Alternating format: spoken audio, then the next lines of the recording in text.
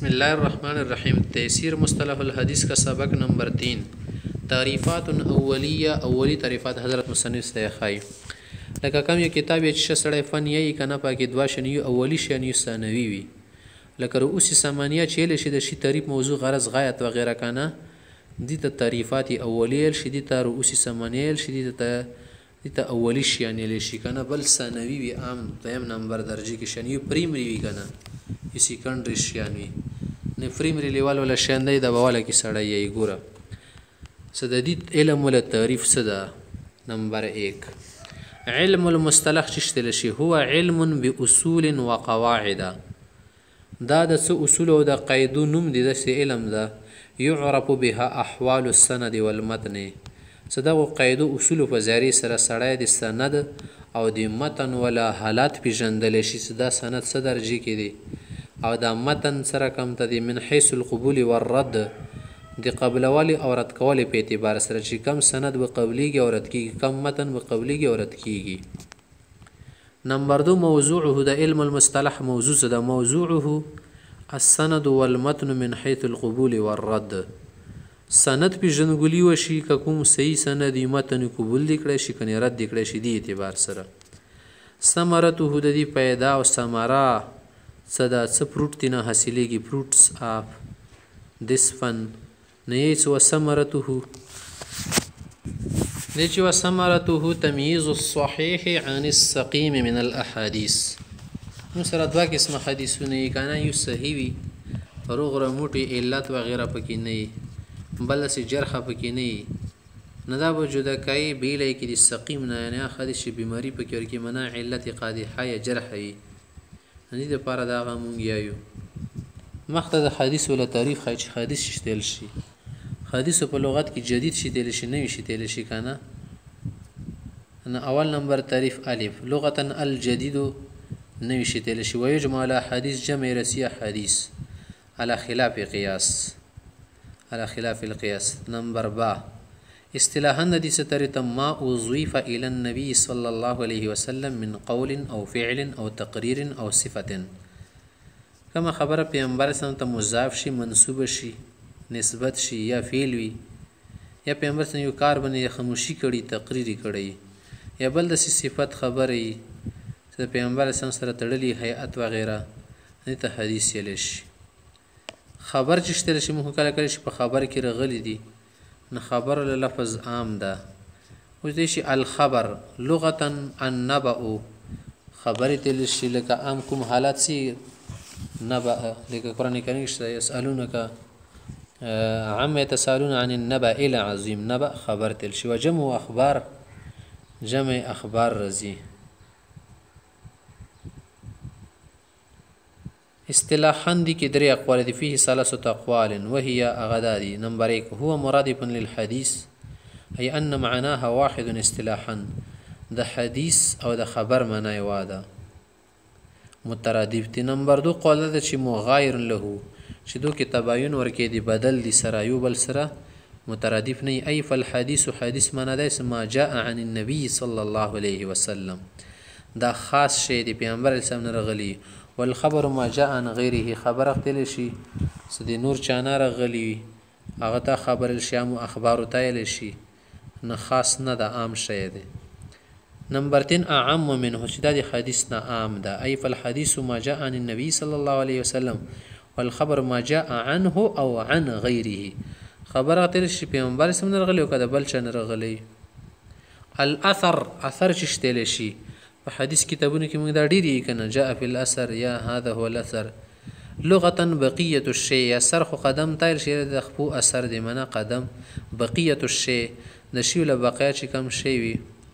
ونكتب ما قدموا واثارهم چې موږ د دوله اعمال کوم اثار پاتې. اصطلاحا فيه قولان دوا قول دي هما دادي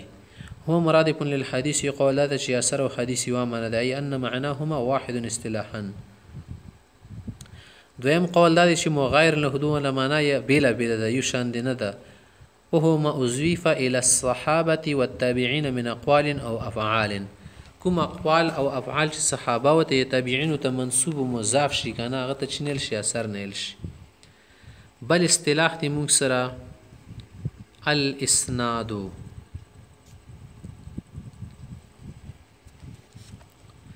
له معنیان د اسناد دوی معنی دي. نمبر 1 عزو الحديث الى قائله مسندا، چې یو حدیث منسوب کې ایون کی طرف ته چې د حدیث بیان کړی کنه ندی ته ویل شي مسند شو حدیث، ځکه چې یون کې معلوم دی. نمبر 2 سلسله الرجال الموصله للمتن، آغا سلسله آغا کړي او آغا کړای او آغا زنجیر د سړیانو چې آغا ته متن ته ورسي. لکه یو حدیث ته دی هغه ولا متن د صحابه او نه بیا د علماو نه تبین وغیره نه رغلی برسته علماو نه مشایخونه نو سدي زنه دا سند لاګیا کی زنجیر په شان در رسي متن ته ورسي تل شي اسناد. وهو بهذا المعنى کدی معنی کی واخه چې سلسله الرجال ده کنه نو مراد په لسند سند د اسناد به و معنا جوړیږي. سند چې شي په خپل باندې لغتا المعتمد چې شي باندې ته کیا وای کنه اعتماد دی پیوي اته سند یې شي سړی په ډاډه شي. وسمي كذلك زګت د سینمای خود لشي د لئن الحديث يستند اليه چې حدیث اندی ته مستند کیږي چې د دې سند سره راغلي دي ويعتمد عليه ويعتمد عليه سړی په اعتماد کې اعتماد کیږي. اصطلاحا د دې معنی د سلسله الرجال الموصله للمتن، متن ته د شور سیاته سند لشي. متن په خپل چشتل شي لغتا معصول به ورتفع من الارض، زمکه کم شي جک وی کنه ډینګ د عملی شان دی هغه ته موږ متن نه یایو، متن جکی زمکه تل شي. اصطلاحا د دې معنی دا کنه چې د سند نه بعد کم الفاظ وی یا په کتابه کې موږ چې د حاشیه او د متن مین عبارت تل شي کم مین عبارت وی. ما ينتهي اليه السند من الكلام، دا کم خبر شي د سند را ورسیږي سند کم ځای باندې سټاپ شي کم ځای نه صدا خبره سٹارټ شي د دې تل شي متن. مسند چشتل شي. نمبر 10 المسند فتح نون نون باندې زبر دی لغتا اسم مفعول دا اسم مفعول صيغه د من اسند الشيء اليه د دین رته چې اسند الشيء الیه صيغه الشيء منسوک اسند الشيء الیه بمعنى عزاه ونسب الیه دا شی غ طرف ته منسوک نسبت کړو. اصطلاحا د مسند معنا د درې له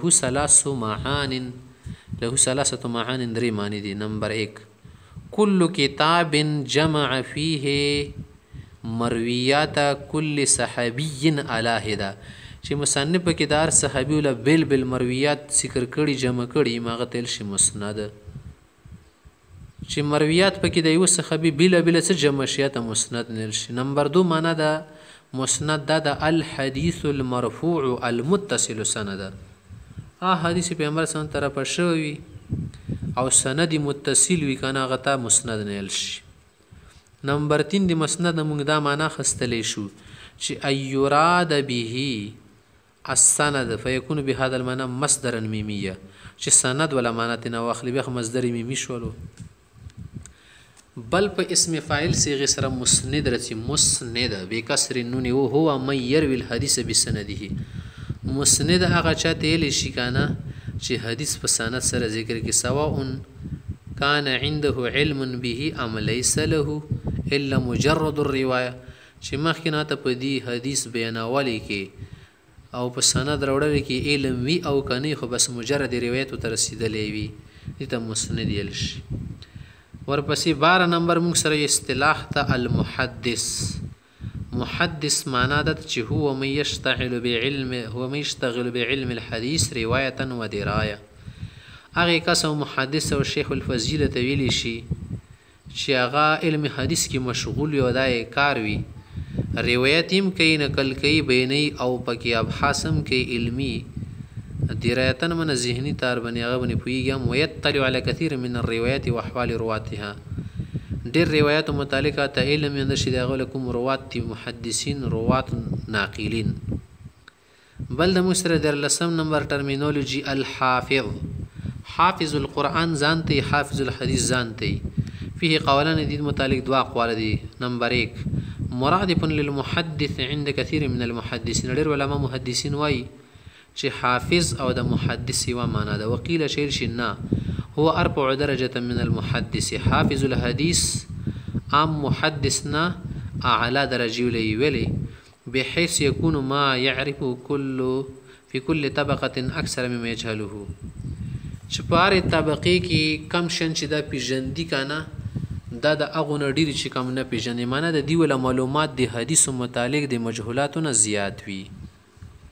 نمبر 14 الحاکم حاکم الحدیث شاتل شي هو من احاط علما بجميع الحديث چې عمومي طور باندې د حدیثو احاطه کړي ټول حدیث خو نشي ګرځي معنی عام طور باندې چې کم شدي عام حدیث دي او اکثر تینا مراد دي حتى لا يفوته من الا اليسير كما حصتنا پاتې. وهذا على رأي بعض اهل العلم دا د بعض علماء خبره ده کنه کني حاکم الحدیث بزید نشي چې ټول حدیثو باندې احاطه وکي ټول حدیثو باندې احاطه نشي کولای بس څو کسان ټول حدیث بیا راګیر کی احاطه پی وکړي.